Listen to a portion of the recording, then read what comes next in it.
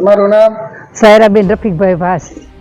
જિલ્લા પંચાયતમાં જે બેન ચૂંટાણેલા છે બરોબર, તો એ કોઈ દી હાજરમાં રહેતા નથી. કાયમ એમના પતિ જ હાજરમાં રહેશે. તો અમારું મહિલાનું સાંભળે કોણ? અમારે મહિલાને ના જાવું, કઈ રીતે જાવું, કેવું વર્તન કરે એ અમને કેમ ખબર? એટલે બેનને હાજર રહેવું જોઈએ. 5 વર્ષમાં કોઈ દી હાજર રહ્યા નથી, તો એમને પોતાને હાજર રહેવું જોઈએ. અથવા છાપામાં, ટીવીમાં બધે જોઈ લેવા ફોટા કે કાયમ એમના પતિ અથવા કોઈ અન્ય વ્યક્તિના હાજર હોય છે. તો એમ કે 5 વર્ષમાં કોઈ દી હાજર ન રહી શકતા હોય તો એમને આગળ હાલવું ન જોઈએ, તો એમને રાજીનામું દઈ દેવું જોઈએ. ખટુમરા કરિશ્મા, રાષ્ટ્રીય પછાત એકતા મંચના મહામંત્રી. કાનિયાર તથા ગુંદા ગામે આવેલ ડેમ ફરતે ગાંડા બાવળો દૂર કરવા બાબતની કામગીરીમાં થયેલ ભ્રષ્ટાચાર બાબતે જય ભારત ઉપરોક્ત વિશે જણાવવાનું કે હાલમાં ચોમાસાની સિઝન હોય, જેથી કરીને બોટાદ તાલુકાના કાનિયાર તથા ગુંદા ગામે ડેમ આવેલ છે. જે ડેમની પાળાને અડીને ખૂબ જ મોટી સંખ્યામાં ગાંડા બાવળના ઝૂંડ ઉગી ગયા છે.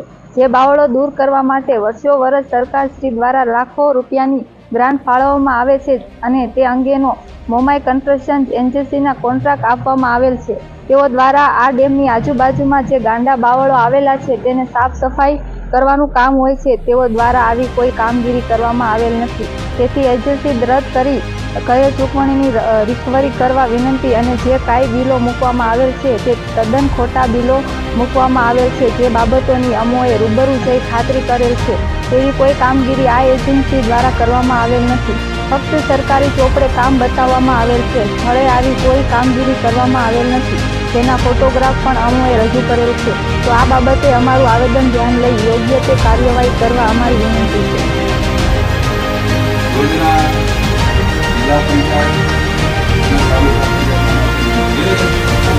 નક્કી કર્યું આયોજન એના દ્વારા કાનિયાર અને મુંદ્રા ડેમમાં જે સફાઈ કામ એટલે જંગલ કટિંગમાં ભંડોળ આપ્યું છે 25 લાખ 30 લાખ જે આપ્યા એ માર્યું કોઈ જાતનું કામ નથી આવી. અમારી પાસેના તમામ આધાર પુરાવા છે. સરકારના નાણાંનો ગેરઉપયોગ ન થાય એની જાણકારી અમે આપ સુધી પહોંચાડીએ છીએ.